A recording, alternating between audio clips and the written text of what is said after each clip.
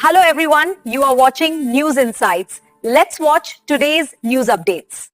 Has to agree also to donate, and in DKMS only 40% of the donors are agreeing to donate afterwards. It's available all pan-India? Pan-India, pan-worldwide. This is the world's largest bone marrow registry. All the other registries have lesser number of samples. Lesser samples, lesser chance. Any other questions? Blood test.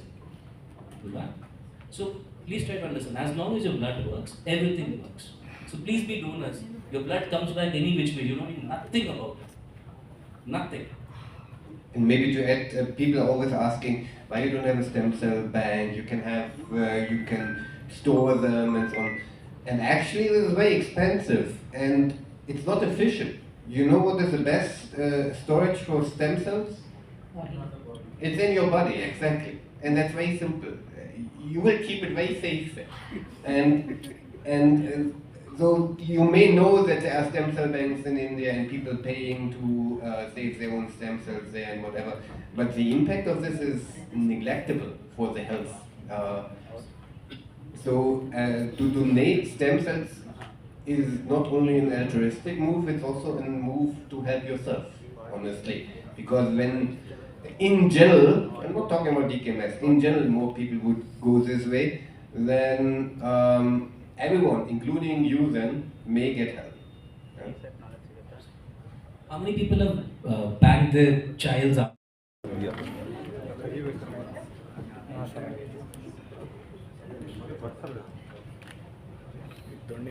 Look here, everyone look here.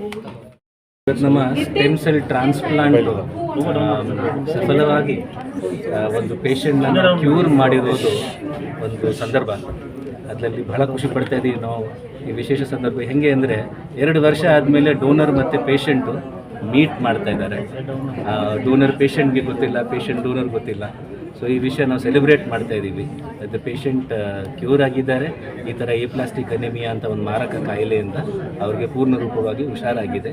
Family ಮತ್ತು DKMS ಅಂತ registry, ಈ ರಿಜಿಸ್ಟ್ರಿನೇ stem cell donor ಹುಡುಕೋದು registry. ಯಾರಿಗೆ transplant ಮಾಡುವಾಗ donor ಸಿಗಲ್ಲ, ಆ ಸಿಚುವೇಷನಲ್ಲಿ ಇವರು help ಮಾಡ್ತಾರೆ. So ಇದರದ್ದು ಉದ್ದೇಶ ಏನಂದರೆ, ಇಂಡಿಯಾದಲ್ಲಿ stem cell donor registry representation ಬಹಳ ಕಡಿಮೆ ಇದೆ. ಇಷ್ಟು ಕೋಟಿ ಜನ ಇರೋದ್ರಲ್ಲಿ DKMS ಅಂತ ವರ್ಲ್ಡ್ ಲಾರ್ಜೆಸ್ಟ್ ರಿಜಿಸ್ಟ್ರಿಯಲ್ಲಿ 1% ಇಂಡಿಯನ್ ರೆಪ್ರೆಸೆಂಟೇಷನ್ ಇಲ್ಲ. ಸೊ ದಯವಿಟ್ಟು ಎಲ್ಲ ಇಂಡಿಯನ್ ಪೇಷಂಟ್ಸ್ಗೆ ನಾವು ಇಂಡಿಯನ್ ಡೋನರ್ ಸಿಗಬೇಕು ಅಂದರೆ ನಾವೆಲ್ಲ ಸ್ಟೆಮ್ ಸೆಲ್ ಡೋನರ್ ಆಗಬೇಕು. ಇದು ರಕ್ತ ಡೊನೇಟ್ ಮಾಡೋಕ್ಕಿಂತ ಸಿಂಪಲ್ ಪ್ರೊಸೀಜರು. ಒಂದು ಚೀಕ್ ಸ್ವ್ಯಾಬ್ ಅಂದರೆ ಬಡ್ಸ್ ಥರ ಇರುತ್ತೆ, ಅದನ್ನು ನೀವು ಬಾಯಿಯಲ್ಲಿ ಹೀಗೆ ಚೀಕ್ ಸ್ವ್ಯಾಬ್ ಮಾಡಿ ಪೋಸ್ಟ್ ಮಾಡಿದರೆ ಅವರು ಅದನ್ನು ಅನಲೈಸ್ ಮಾಡಿ ನಿಮ್ಮದು ಯಾವ HLA ಆ್ಯಲೋಟೈಪ್ ಅಂತ ಹೇಳ್ತೀವಿ ಅದು ನಾವು ಗೊತ್ತಾಗುತ್ತೆ. ಆ ಥರ HLA ಬೇರೆ ಯಾರಿಗಾದರೂ ಹ್ಯಾಪ್ಲೋಟೈಪ್ ಮ್ಯಾಚ್ ಆಗುವಾಗ ನಾವು ಅವ್ರನ್ನ ಡೋನರ್ ಆಗಿ ಉಪಯೋಗಿಸ್ಬೋದು. Leukaemia, aplastic anaemia, thalassaemia, sickle cell anaemia ಅಂತ ಬ್ಲಡ್ ಸಂಬಂಧಪಟ್ಟ ಕಾಯಿಲೆದಲ್ಲಿ ಇದು ಕ್ಯೂರ್ ಆಗೋದು ಒಂದು ಸಿಚುವೇಶನ್. ಸೊ ಇದು ನೀವೆಲ್ಲ ಪ್ರೋತ್ಸಾಹನೆ ಮಾಡ್ಬೋದು ಎಲ್ಲರಿಗೆ. ಅವರು ಸ್ಟೆಮ್ ಸೆಲ್ ಡೋನರ್ ಆಗಿಬಿಟ್ಟು ಮುಂದಕ್ಕೆ ಬರಬೇಕು. ಸರ್ ಇದು ನವಜಾತ ಶಿಶುವಿಂದ ಅಪ್ ಟು 60-65 ಫಿಟ್ನೆಸ್ ಮೇಲೆ ಮಾಡ್ತೀವಿ. Age is not the problem, fitness problem ಇರುತ್ತೆ. ಸರ್ ಬ್ಲಡ್ ಅಂದರೆ ಪ್ರಾಡಕ್ಟು, ಬ್ಲಡ್ ಸ್ಟೆಮ್ ಸೆಲ್ ಅಂದರೆ ಫ್ಯಾಕ್ಟ್ರಿ. ಸೊ ಈ ಫ್ಯಾಕ್ಟ್ರಿ ಮದರ್ ಅಂತ ಅಂದ್ಕೊಳ್ಳಿ, ಅವ್ರ ಮಕ್ಕಳು ಮಾಡೋಕ್ತಾರೆ. ಸೊ ಈ ಸ್ಟೆಮ್ ಸೆಲ್ ಅಂದರೆ ಕಾಂಡಕೋಶ, ಅದು ಬ್ಲಡ್ ಎಲ್ಲ ಮಾಡೋದು ಒಂದು ಮಾತೃಕೋಶ ಇರುತ್ತೆ. ಅದೇ ಈ ಕೆಂಪು ರಕ್ತ, ಬಿಳಿ ರಕ್ತ, ಪ್ಲೇಟ್ಲೆಟ್ ಮಾಡೋದು. ಅರ್ಥ ಆಯ್ತಲ್ಲ? ಸೊ ಇವೆಲ್ಲ ಪ್ರಾಡಕ್ಟ್, ಇದು ಫ್ಯಾಕ್ಟ್ರಿ. ಸೊ ಈ ಸ್ಟೆಮ್ ಸೆಲ್ ಇಲ್ಲ ಅಂದರೆ ಇವೆಲ್ಲ ಬರಲ್ಲ. ಅರ್ಥ ಆಯ್ತಲ್ಲ? ಸ್ಟೆಮ್ ಸೆಲ್ ಇದ್ರೇ ಕೆಂಪು, ಬಿಳಿ, ಪ್ಲೇಟ್ಲೆಟ್ ಬರುತ್ತೆ. ಸೊ ಅವೇ ಇಲ್ಲ ಅಂದರೆ ಒಂದೊಂದು ಕೋಶಕ್ಕೆ ಕಮ್ಮಿ ಆಗುವಾಗ, ರಕ್ತಹೀನತೆ ಇರುವಾಗ ಅದಕ್ಕೆ ಸ್ಪೆಸಿಫಿಕ್ ಪ್ರಾಬ್ಲಮ್ ಬರುತ್ತೆ. ಕೆಂಪು ರಕ್ತ ಇಲ್ಲದೆ ಸುಸ್ತಾಗೋದು, ಪ್ಲೇಟ್ಲೆಟ್ ಇಲ್ಲದೆ ಬ್ಲೀಡಿಂಗ್ ಆಗೋದು, ಶ್ವೇತಕೋಶ ಇಲ್ಲದೆ ಬಿಟ್ಟು ಇನ್ಫೆಕ್ಷನ್ ಬರೋದು. ಸೊ ಇದು ಡಿಫ್ರೆನ್ಸ್ ತುಂಬ ಜಾಸ್ತಿ. ನೀವು ಬ್ಲಡ್ ಬ್ಯಾಂಕ್ ಬಗ್ಗೆ ಹೇಳ್ತಾ ಇದ್ದೀರಾ? ಇಲ್ಲ ಸರ್, ಬ್ಲಡ್ ನಮಗೆ ನೀವು ನೋಡಿ, ನಿಮ್ಗೆ ಯಾವ್ದಾದ್ರೂ ಬೇಕಂದರೆ ನಿಮಗೆ ಬ್ಲಡ್ ಸಿಗೋದಿಲ್ಲ. ಯಾಕೆಂದರೆ ಯಾರೂ ಕೊಡೋದೇ ಇಲ್ಲ. ಇಂಡಿಯಾದಲ್ಲಿ ಒಂದು 70% ಡೆಫಿಸಿಟ್ ಇತ್ತು. ಹೋದ ವರ್ಷ ನಾನು ಡೀಟೇಲ್ಸ್ ನೋಡುವಾಗ ಆಲ್ಮೋಸ್ಟ್ 70% ಡೆಫಿಸಿಟ್.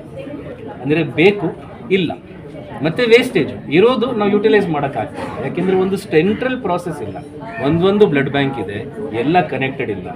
ಈಗ ದಾವಣಗೆರೆಯಲ್ಲಿ ಅವ್ರಿಗೆ ಬ್ಲಡ್ ಬೇಕಂದರೆ ಒಂದು ಸಿಂಪಲ್ ಆಗಿ ಒಂದು ರೀತಿ ಇಲ್ಲ ಅದು ತರಿಸೋಕ್ಕೆ, ಯಾರೋ ಬರಬೇಕು, ಹುಡುಕ್ಬೇಕು, ಕಷ್ಟಪಡಬೇಕು.